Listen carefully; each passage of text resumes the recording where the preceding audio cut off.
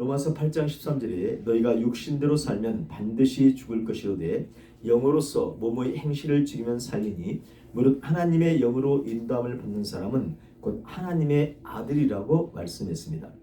하나님의 은혜로 성령을 받아 예수 그리스도가 구세주로 믿어지는 사람은 하나님의 아들입니다. 그 사람은 육신대로 살지 않고 반드시 자기 안에 계신 성령님의 인도를 받아 몸의 행실을 죽이는 삶을 살아야 합니다. 성령의 인도를 받아 몸의 행실을 죽인다는 것이 무엇입니까? 그것은 육체를 말씀대로 살아내는 것입니다. 우리의 자아이며 우리의 자신인 우리의 푸시케, 우리의 소울, 우리의 혼이 성령이 주시는 말씀을 선택해서 그 말씀대로 순종하며 살아가는 것입니다.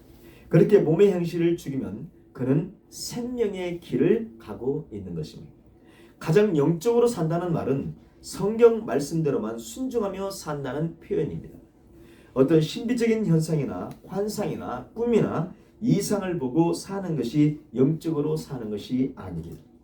가장 성령의 인도함을 받고 가장 영적인 삶을 산다는 것은 말씀대로만 순종하며 살고 이전과 같은 몸의 행실을 죽이는 것입니다. 그런데 이 몸의 행실은 사람의 의지로 죽일 수 없습니다. 몸의 행실은 오직 성령님의 의지로만 죽게 할 수 있습니다. 그래서 에베소 5장 18절은 오직 성령으로 충만을 받으라고 말씀하는 것입니다. 저와 여러분은 내 육체, 자신의 육체에 틈을 주어서는 안 됩니다. 육체는 틈만 있으면 저와 여러분들을 죄악으로 이끌어 갑니다. 그렇기 때문에 성령의 충만함을 입어야 하고 성령의 충만만이 효과적으로 몸의 행실을 차단할 수가 있습니다. 다른 말로 성령님만이 저와 여러분을 말씀대로만 순종하는 사람으로 만들어 주실 수 있습니다. 이렇게 하는 사람이 진짜로 영적인 삶을 사는 사람입니다. 그런데 믿음의 사람들이라 할지라도 이것을 자꾸 혼동하는 경우가 있습니다. 우리 기독교 믿음의 세계는 영의 세계이고 신비한 것을 체험할 수는 있습니다. 하지만 현실을 무시한 채 신비한 것만 추구하는 것이 우리의 믿음 체계가 아닙니다. 저와 여러분들이 성령을 받아서 구원을 받고 천국을 소망하며 신비한 경험을 하고 살지만 철저하게 우리의 현실의 삶은 선하고 신실하게 성령의 인도를 받아 성령 말씀대로만 살아내야 합니다. 왜냐하면 우리 하나님은 우리들의 삶과는 상관없이 저 멀리 하늘나라에만 계신 분이 아닙니다. 우리 하나님은 우리들의 일거수일투족을 다 보고 계시고 우리들의 마음과 생각까지도 알고 계실 뿐만 아니라 항상 우리들과 함께 하시고 있습니다. 우리들은 시간과 공간의 제한을 받고 있기 때문에 시공을 초월하시는 영이신 하나님을 제대로 이해할 수도 없고 그 이해할 수 없는 수준에서 하나님을 인식하려고 합니다. 성경 말씀의 이해도 마찬가지. 말씀도 우리들의 수준에서만 이해할 수 있기 때문에 우리들이 이해한 수준에서 아는 만큼만 행동하게 되는 것입니다. 예수님은 마지막 때가 되면 많은 안티그리스도들, 적 그리스도들이 나타나서 하나님이 택한 백성들까지 미혹할 것이라고 말씀하셨습니다. 그런데 이런 현상은 초대교회 이래로 지금까지 계속 되어지고 있습니다. 오늘 포함된 유다서에서 하나님은 몸의 행실을 죽이지 못해서 멸망받은 사람들의 이야기를 예수님의 육신의 동생인 유다 사도를 통해서 저와 여러분들에게 말씀하셨음을 지금 세 번째 오늘 이 말씀을 드리고 있습니다. 애굽의 노예 생활에서 구출을 받았지만 믿음으로 살지 않다가 광야에서 멸망한 이스라엘 백성들의 이야기는 저와 여러분들이 어떤 믿음 생활을 해야 하는지를 보여주는 첫 번째 예화입니다.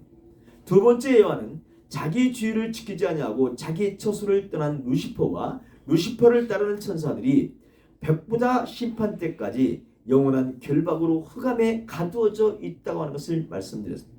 세 번째 예화는 이 악한 천사들의 영향을 받아서 행동으로 음란하며 다른 육체를 따라가다가 영원한 형벌을 받은 소돔과 고모라와 그 이웃 도시들의 심판을 말씀하셨고, 네 번째는 초대교회 시대에 거짓 선자들이 영지주자들의 거짓 선자들과 영지주자들의 영향을 받아서 가인의 길, 어그러진 길, 멸망의 길을 가고 있음을 말씀하셔서, 그런데 이것이 초대교회 시대에만 일어나는 일이 아니라 이런 일은 역사 속에서 모든 교회 시대에 다 일어나고 있었고 오늘날에도 똑같은 일은 일어난다고 하는 것입니다.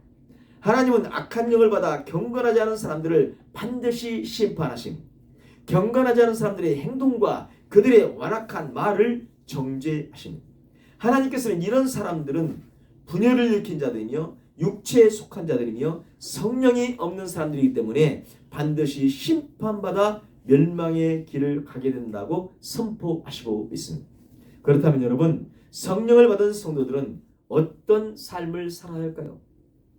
하나님은 구원받은 저와 여러분들, 즉 성령을 받은 저와 여러분들이 어떤 생활을 해야 하는가를 오늘 본문에서 말씀하시고 있습니다. 우리 20절을 합독하겠습니다. 20절. 사랑하는 자들아, 너희는 너희의 지극히 거룩한 믿음 위에 자신을 세우며 성령으로 기도하며 하나님의 사랑 안에서 자신을 지키며 영생에 이르도록 우리 주 예수 그리스도의 긍휼을 기다리라. 아멘. 이 20절 말씀을 지난주에 잠깐 끝부분에서 말씀드렸었습니다. 다시 한번 보면 첫째는 거룩한 믿음 위에 자신을 세우라는 것이고, 이 세운다는 말은 건축한다는 뜻입니다. 성령을 받아 예수 그리스도가 구세주로 믿어진 사람들은 주님이 주신 그 거룩한 믿음 위에만 자신을 건축해야 합니다. 나를 위해서 십자가에서 고통과 죽음을 당하신 그 예수를 믿는 믿음 위에만 우리들의 신앙은 서 있어야 합니다. 그것을 마음으로 믿어 의에 이르고 입으로 시인해서 구원에 이르는 것입니다. 그 믿음의 고백 위에다가 우리들이 어떤 큰 일을 더한다고 해서 구원받는 것이 아닙니다. 오직 순수하고 거룩한 그 십자가의 공로를 믿는 그 믿음으로 구원받게 되는 것입니다. 그런데 거짓 선지자나 이단들은 그 거룩한 믿음 위에다가 다른 것을 더해야 구원을 받는다고 말해요. 초대교회 사람들은 율법을 지켜야만 구원이 믿는다는 이단들이 있었고, 영지주자들은 영에 대한 지식이 있어야 구원받는다고 현혹합니다. 얼핏 보면 이들의 말이 더 신비하고 더 영적이고 더 맞는 말처럼 보이기도 합니다. 하지만 오직 예수 그리스도를 믿는 믿음으로 구원받는다는 것이 거룩한 믿음입니다. 이단자들을 대적하는 능력을 가질 수 있는 유일한 토대는 바로 이 거룩한 믿음 위에만 굳게 서야 하는 것입니다. 아멘. 두 번째는 성령으로 기도하는 거죠. 지난주에도 말씀드렸습니다만 성령으로에서 성령으로라는 말, 헬라어 엔이란 말은 영어의 인과 같은 의미입니다. 성령으로 기도하는 것은 성령 안에서 기도하는 의미입니다. 성령 안에서 기도하는 것은 오직 성령의 인도하심과 성령의 조명을 받아 기도하고 성령 충만함으로 기도하는 것입니다. 하나님은 택한 백성들에게 성령을 보내주셨습니다. 성령은 성도들의 카르디아, 하트, 속마음에 계십니다. 이제 성령을 받은 성도들은 자신의 속마음 안에 계시면서 자신의 혼과 교통하고 있는 성령으로만 기도해야 합니다. 그러므로 진정한 기도는 두뇌로 하는 것이 아닙니다. 즉 명상하는 것이 기도가 아닙니다. 또 어떤 경문을 읽고 외우는 것이 기도가 아닙니다. 진정한 성도의 기도는 성령 안에서 하나님과 교통하는 것입니다. 로마서 8장 26절 27절에 이와 같이 성령도 우리의 연약함을 도우시나니 우리는 마땅히 기도할 바를 알지 못하지만 오직 성령께서 말할 수 없는 탄식으로 우리를 위하여 친히 간구하신다라고 말하고 있습니다. 마음을 살피신 이가 성령의 생각을 하시나니 이는 성령이 하나님의 뜻대로 성도를 위하여 간구하시기 때문에 성령으로만 기도하는 것입니다. 성령으로 하는 기도는 자신의 머리로 하는 기도가 아닙니다. 자신의 이성으로 하는 기도가 아닙니다. 성령의 인도함을 받아서 하는 기도입니다. 또한 그렇게 성령으로 기도할 수 있는 것은 하나님의 자녀가 되었기 때문에 가능하다고 갈라디아서 4장 6절은 말씀입니다. 너희가 아들이므로 하나님이 그 아들의 영을 우리 마음 가운데 보내사 아빠, 아버지라 부르게 하셨느니라고 고백하고 있습니다. 그래서 성도들이 해야 할 최대의 사명이자 영적 전투는 바로 성령 안에서 기도하는 것입니다. 그래서 에베소 6장 18절에서는 모든 기도와 간구를 하되 항상 성령 안에서 기도하고 이를 위하여 깨어 구하기를 항상 힘쓰며 여러 성도를 위하여 구하라고 부탁하고 있는 것입니다. 항상 오직 성령으로 기도하시는 저와 여러분이 되어야 되겠습니다. 세 번째는 하나님의 사랑, 하나님의 아가페 안에서 자기를 지키라고 말합니다. 하나님의 사랑의 결정체인 예수님의 십자가 사역으로 말미암아 구원받은 저와 여러분은 주님이 주신 그 첫사랑 안에만 머물러 있어야 한다는 거예요. 성도들이 주님이 주신 첫사랑인 아가페 안에만 머물러 있다는 말은 어떤 악한 상황이나 문제나 아픔을 겪는다고 할지라도 저와 여러분들이 만나는 다른 사람들에게 주님의 사랑인 아가페로만 대해야 함을 말하고 있고, 이것을 act in love, 오직 act in love, 사랑으로 행동하라고 말하는 것입니다. 아가페 사랑으로만 행하는 것, 이것이 쉬운 일일까? 이것은 말같이 쉬운 일이 아니에요. 정말 내가 죽지 않고서는 할 수 없는 일. 그런데 이렇게 하는 것이 자신을 사랑 안에, 아가페 안에 있게 하는 것이고, 이렇게 하는 것이 자기 자신을 지키는 일이라고 주님 말씀합니다. 우리 주님께서는 이 본보기의 삶을 저와 여러분에게 실제로 보여주시잖아요. 그것이 갈보리 십자가에서 행하신 위대한 사역입니다. 이제 성령을 받은 성도는 이 사랑 안에서만, 다른 말로 아가페 안에서만 있어야 자기를 지킬 수 있습니다.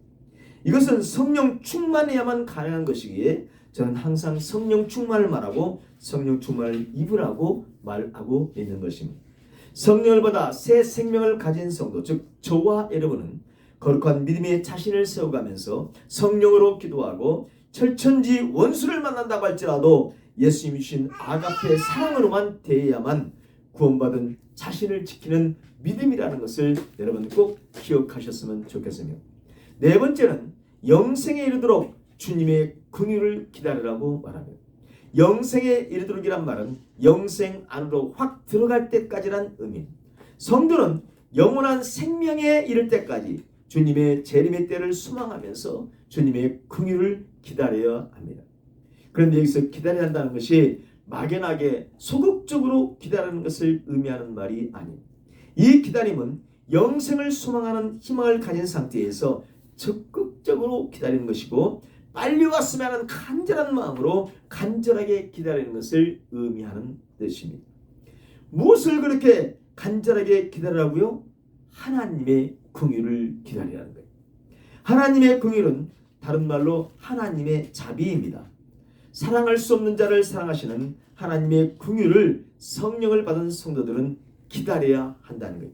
그런데 이 하나님의 긍휼은 다른 사람을 먼저 긍휼히 여기는 사람만 받게 된다는 것을 우리는 알아야 됩니다.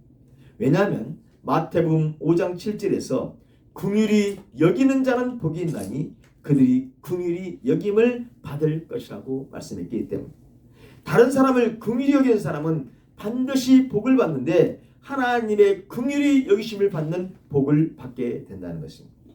그러면 여러분, 긍휼히 여긴다는 말이 무슨 뜻일까요?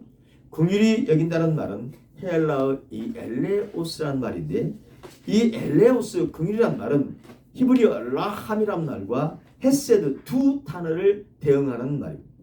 먼저 히브리어 라함이라는 말은 슬픔, 애통, 긍휼이라는 의미로 다른 사람의 처지를 깊이 이해하고 그들의 입장에서 동병상련을 느낀다는 의미입니다. 그러니까 이 긍휼, 엘레오스라는 말에는 부모가 자식을 사랑하는 그것처럼 사랑하는 자비, 긍휼, 이것이 이런 의미가 있는 것입니다. 두 번째로 히브리어 헤세드는 자비, 긍휼, 인자로 똑같이 번역되는데, 이것은 동병상련을 넘어서 상대방의 어려움을 타개하기 위해서 실제적으로 행동에서 구체적인 도움을 주는 것이 헤세드입니다.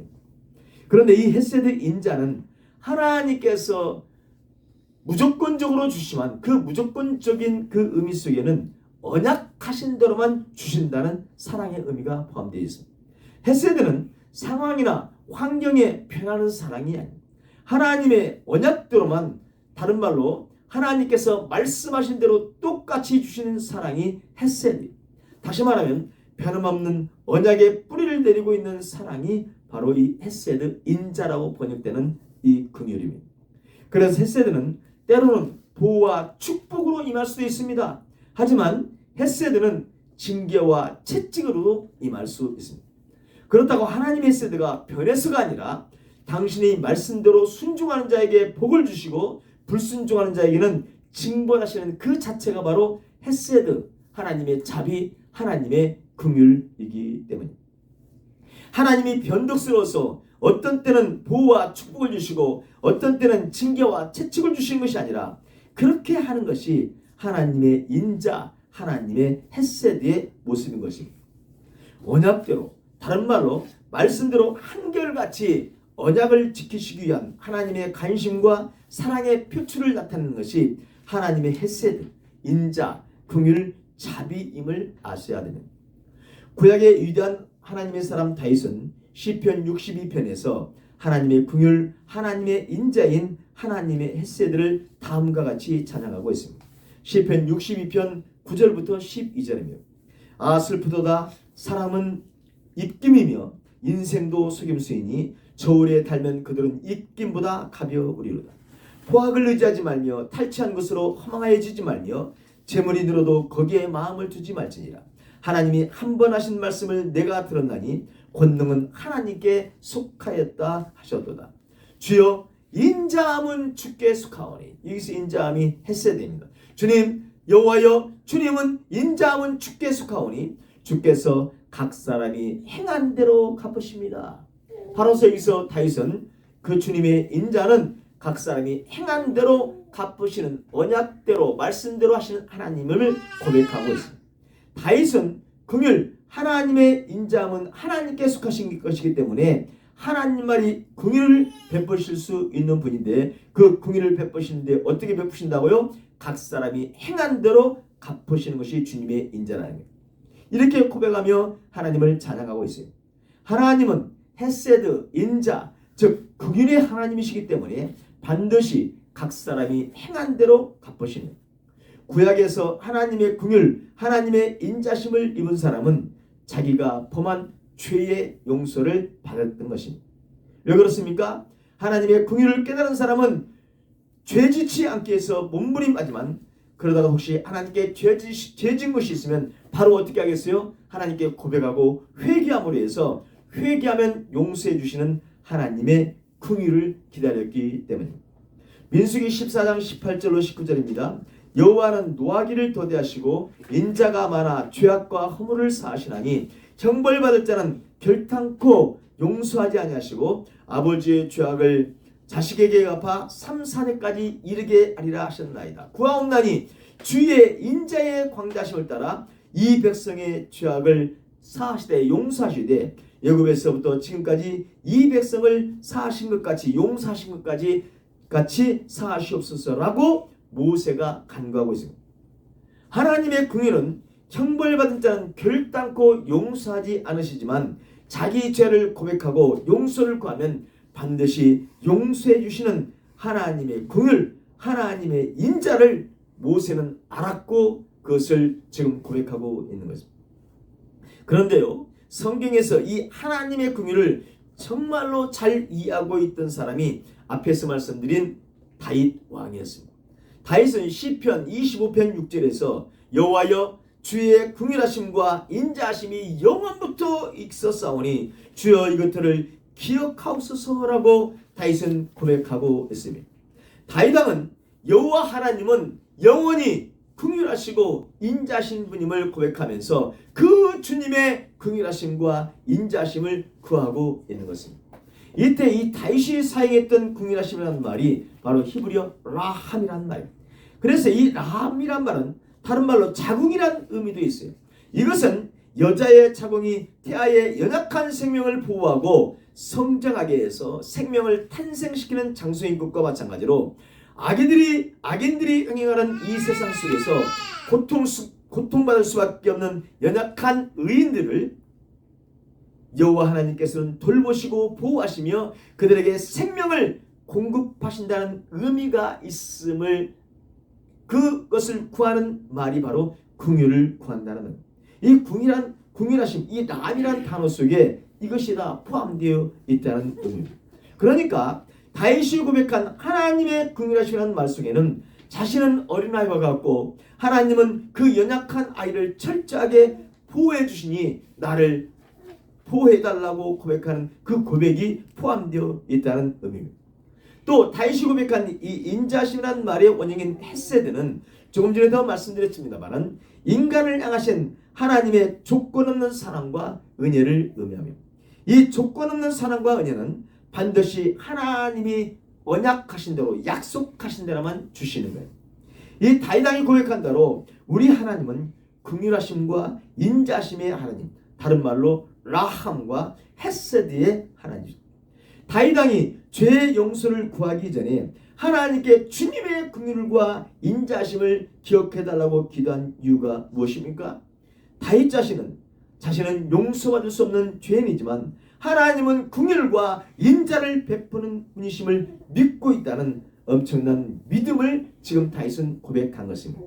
성도 여러분, 우리 하나님은 이렇게 어린아이같이 고백하는 다윗을 너무나 기뻐하셨어요. 왜요? 다른 사람들은 이 긍휼과 인자의 하나님을 인정하지도 않았고 고백하지도 않는데 오직 다윗만이 전능자이신 하나님 자신의 정체성을 확실히 분명히 알고 고백했기 때문입니다. 그래서 다윗이 고백한 긍휼하심과 인자심이란 이 단어의 의미가 오늘 본문 21절에서 긍휼을 기다리는 말씀에 이 긍휼 엘레오스라는 말이 가지고 있는 두 가지 의미가 되는 것입니다. 오늘 본문 21절에서 우리 주 예수 그리스도의 긍휼을 기다려 가신 말씀에서 긍휼 이 엘레오스는 예수님의 긍휼, 예수님의 이 라함과 예수님의 인자, 예수님의 헤세드를 기다리라는 의미를 가지고 있는 것입니다. 그런데 여러분, 주님의 긍휼, 주님의 엘레오스를 받기를 원하는 사람은 반드시 다른 사람을 먼저 긍휼히 여기는 행동을 해야 한다고 조금 전에 말씀드렸던 마태복음 5장 7절에서 예수님은 말씀하셨습니다. 그럼 여기서 마태복음 5장 7절 말씀을 다시 한번 보면 긍휼히 여기는 자는 복이 있나니 그들이 긍휼히 여김을 받을 것이며 아멘. 여러분, 저와 여러분이 주님의 무조건적인 이 무조건적이며 언약적 사랑인 이 긍휼 엘레오스를 받기를 원한다면 반드시 저와 여러분은 다른 사람에게 어떻게 해야 된다고요? 다른 사람에게 긍휼을 베푸는 행동을 해야 한다는 거예요. 이것의 예를 예수님은 마태복음 18장 21절로 35절에서 말씀해 주십니다. 마태복음 18장 21절로 35절입니다. 그때 베드로가 나와 이르되 주여 형제가 내게 죄를 범하면 몇 번이나 용서하여 주리까? 7번까지 하오리까? 예수께서 이르시되 너에게 이르노니 7번뿐 아니라 7번을 70번까지라도 할지니라. 그러므로 천국은 그 종들과 결산하려 하던 어떤 임금과 같으니 결산할 때에 10,000달란트 빚진 자를 들여오매 갚을 것이 없는지라 주인이 명하여 그 몸과 아내와 자식들과 모든 소유를 다 팔아 갚게 하라니 그 종이 엎드려 절하며 이르되 내게 참으소서 내가 다 갚으리다가를 그 종의 주인이 불쌍히 여겨 놓아보내매 그 빚을 탕감하여 주었더니 그 종이 나가서 자기에게 100데나리온 빚진 동료 한 사람을 만나 붙들어 목을 잡고 이르되 빚을 갚으라며 그 동료가 엎드려 간구하이르되 나에게 참아주소서 갚으리이다 하되 허락하지 아니하고 이에 가서 그가 빚을 갚도록 오게 가두거늘 그 동료들이 그것을 보고 몹시 딱하게 여겨 주인에게 가서 그 일을 다 알리니 이에 주인이 그를 불러다가 말하되 악한 종아 너가 빌기에 내가 너의 빚을 전부 탕감하여 주었거늘 내가 너를 불쌍히 여김과 같이 이 불쌍히 여긴다는 말이 긍휼히 여긴다라면 내가 너를 긍휼히 여김과 같이 너도 내 동료를 불쌍히 내 동료를 긍휼히 여김이 마땅하지 아니하냐 하고 주인이 노하여 그 빚을 다 갚도록 그를 옥졸들에게 넘기니라. 너희가 각각 마음으로부터 형제를 용서하지 않으면 나의 하늘 아버지께서도 너희에게 이와 같이 긍휼을 베풀지 아니하리라고 말씀하고 있습니다. 성도 여러분, 이 말씀에서 불쌍히 여긴다는 말이 조금 전에도 말씀드렸습니다만 긍휼히 여긴다는 말이 예수님은 우리가 용서할 수 없는 사람을 용서하는 것이 그를 긍휼히 여기는 것이라고 말씀하신 것입니다. 또 긍휼히 여기는 것이 무엇인가를 구체적으로 하신 말씀이 마태복음 25장 31절 이하에 나오는 염소와 양의 이야기입니다. 예수님께서는 마태복음 25장 31절로 46절에서 다음과 같이 긍휼히 여기는 것이 무엇인지를 말씀하십니다. 인자가 자기 영광으로 모든 천사와 함께 올 때에 자기 영광의 보좌에 앉으리니 모든 민족을 그 앞에 모으고 각각 구분하기를 목자가 양과 염소를 구분하는 것 같이 하여 양은 그 오른편에 염소는 왼편에 두리라. 그때 임금이 그 오른편에 있는 자들에게 이르시되 내 아버지께 복받을 자들이여 나와 창세로부터 너희를 위하여 예비된 나라를 상속받으라. 내가 줄일 때에 너희가 먹을 것을 주었고 목마를 때에 마시게 하였고 나그네 되었을 때에 영접하였고 헐벗었을 때에 옷을 입혔고 병들었을 때에 돌보았고 옥에 갇혔을 때에 와서 보았느니라. 이에 의인들이 대답하이르되 주여 우리가 어느 때에 주께서 줄이신 것을 보고 음식을 대접하였으며 목마르신 것을 보고 마시게 하였나이까. 어느 때에 나그네 되신 것을 보고 영접하였으며 헐벗으신 것을 보고 옷 입혔나이까. 어느 때에 병드신 것이나 옥에 갇히신 것을 보고 가서 배웠나이까니. 임금이 대답하여 이르시되 내가 진실로 너희에게 이르니 너희가 여기 내 형제 중에 지극히 작은 자 하나에게 한 것이 곧 내게 한 것이니라 하고 하시고 또 왼편에 있는 자들에게 이르시되 저주를 받은 자들아 나를 떠나 마귀와 그 사자들을 위하여 예비된 영원한 불에 들어가라. 내가 줄일 때 너희가 먹을 것을 주지 아니하였고 목마를 때 마시게 하지 아니하였고 나그네 되었을 때 영접하지 아니하였고 허리를 벗었을 때에 옷 입히지 아니하였고 병들었을 때와 옥에 갇혔을 때에 돌보지 아니하였느니라 하시니 그들도 대답하였는데 주여 우리가 어느 때에 주께서 줄인 것이나 목마르신 것이나 나그네 되신 것이나 헐벗으신 것이나 병드신 것이나 옥에 갇히신 것을 보고 공양하지 아니하더이까. 이에 임금이 대답하여 이르시되 내가 진실로 너희에게 이르니 이 지극히 작은 자 하나에게 하지 아니한 것이 곧 내게 하지 아니한 것이니라 하시니 그들은 영벌에 의인들은 영생에 들어가리라 하시니라. 아멘.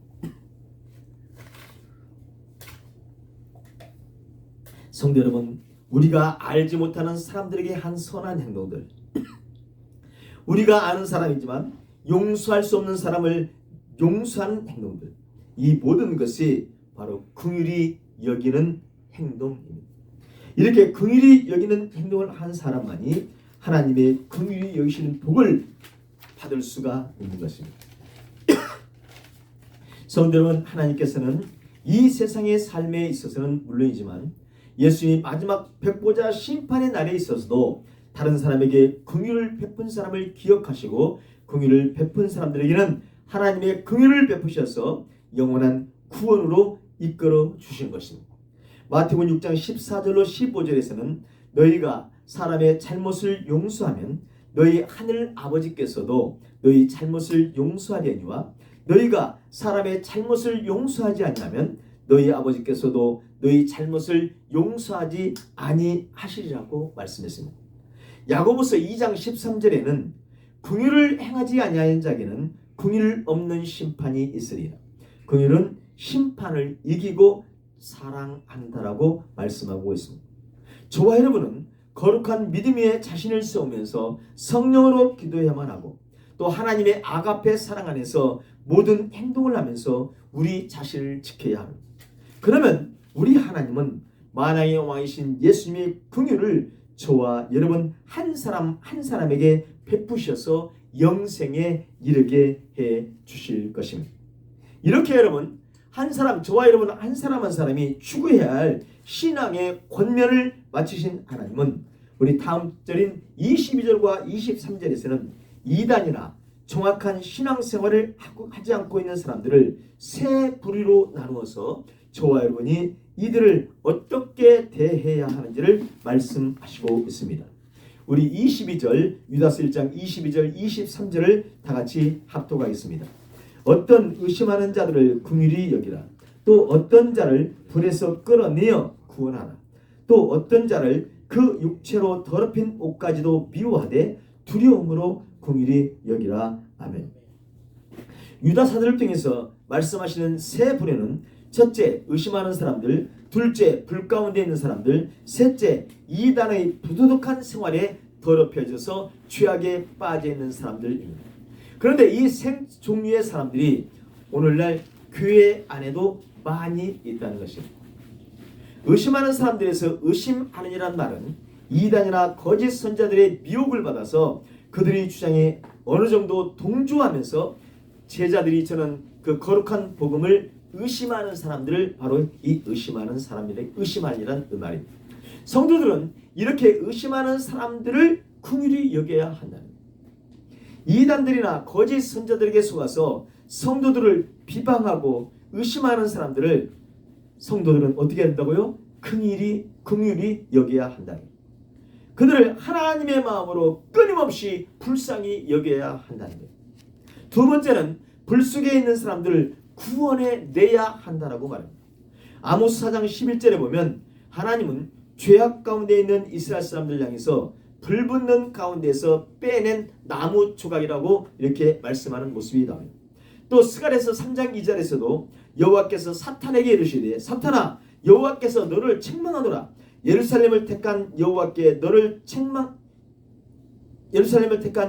너를 책망하노라. 이는 불에서 꺼낸 거슬린 나무가 있냐 하실 때라는 말씀이 있습니다. 여러분, 하나님은 사탄을 불에서 꺼낸 거슬린 나무, 또 예루살렘을 불에서 꺼낸 거슬린 나무라고 이렇게 표현하고 있습니다. 오늘 본문에서는 사탄에게 붙잡혀 있던 사람들을 불 속에 있는 사람들로 표현하시면서 이런 사람들을 불에서 끌어내어 구원하라고 성도들에게 지금 초하이문에게 말씀하시고 있는 것입니다.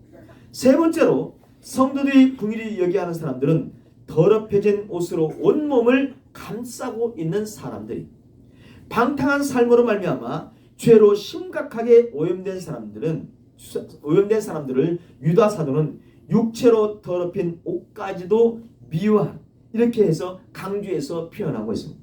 이 표현은 이단이나 거짓 선자들에 의해서 오염된 사람들이 얼마나 더럽힌 상태인가를 말하고 이들이 얼마나 방탕한 범죄를 저지르는가를 알려주는 표현을 그렇게 하고 있는 것입니다.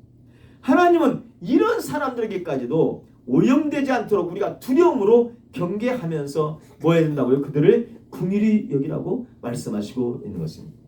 여러분, 그들을 왜 이렇게 강력하게 두려움으로 긍휼히 여겨야 한다고 말씀하시는 것일까요? 여러분, 이단이나 거짓 선자들의 가르치는 행동은 정상적인 신앙생활을 하는 성도들을 아주 강력하게 미혹시키기 때문입니다.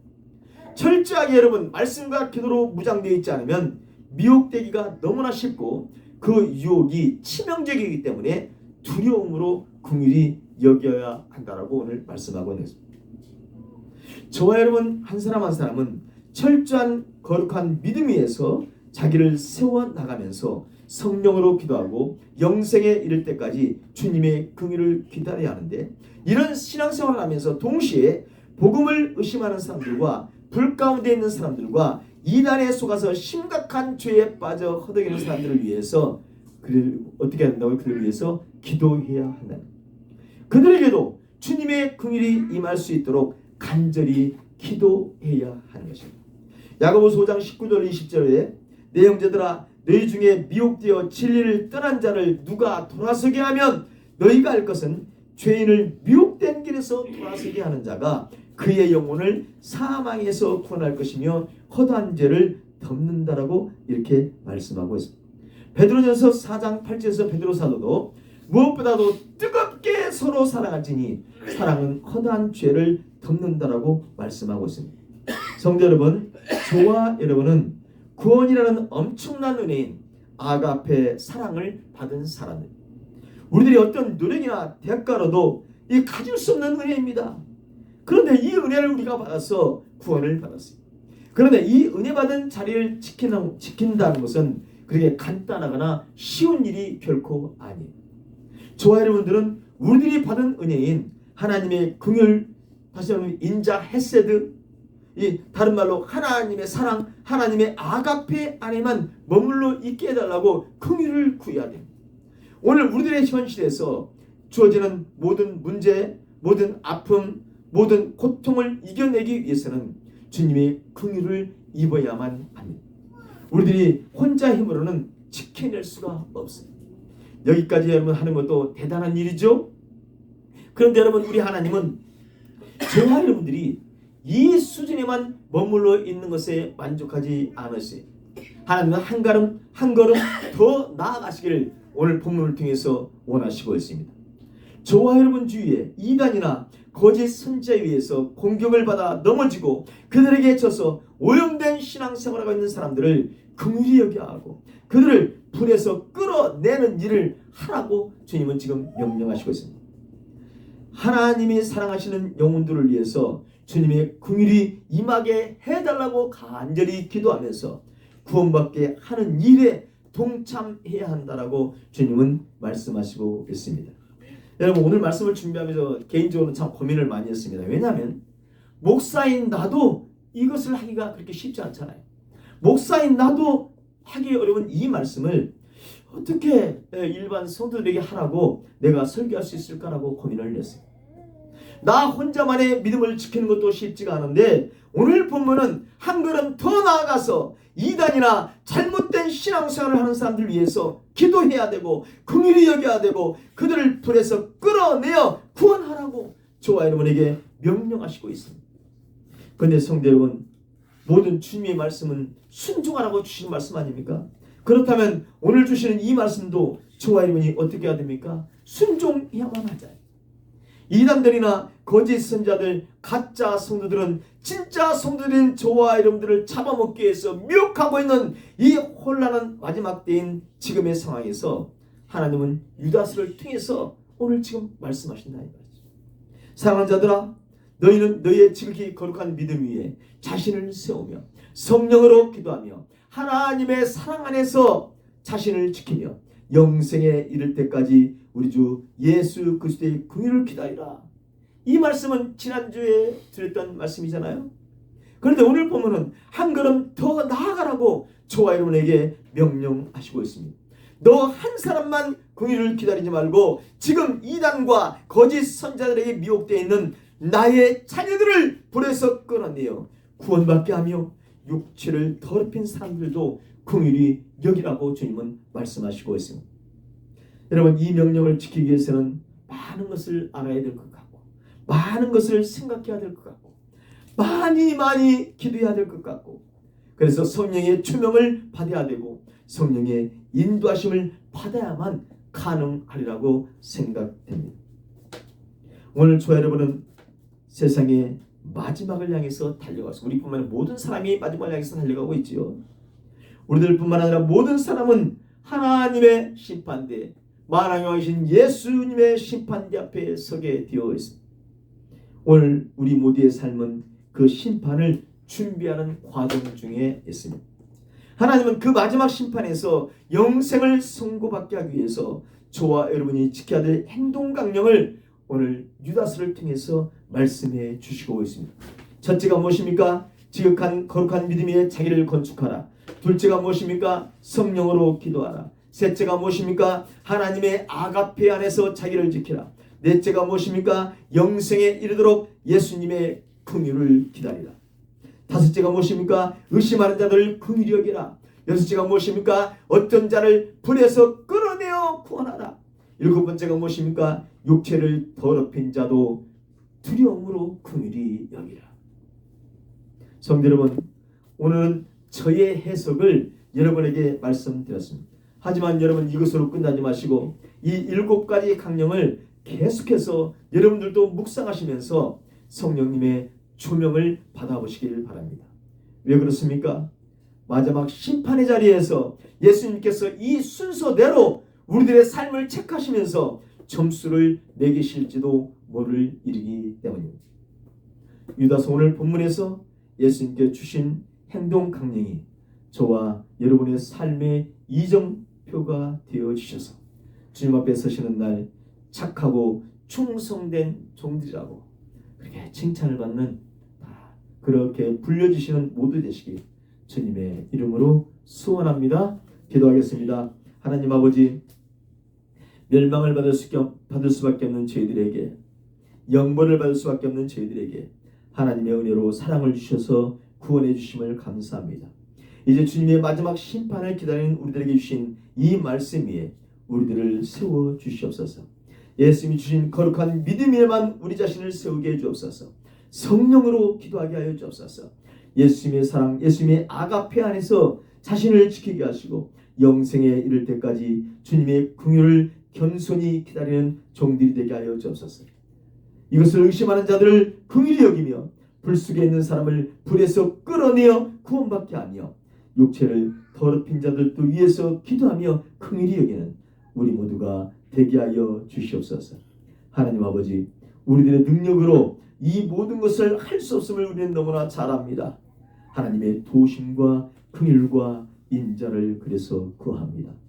아버지께서 공급해 주시는 힘으로 이 명령의 말씀을 성취하게 하여 주옵소서. 아버지 감사합니다. 예수님 감사합니다. 성령님 감사합니다. 아버지 사랑합니다. 예수님 사랑합니다. 성령님 사랑합니다. 예수 그리스도의 이름으로 기도하옵나이다. 아멘.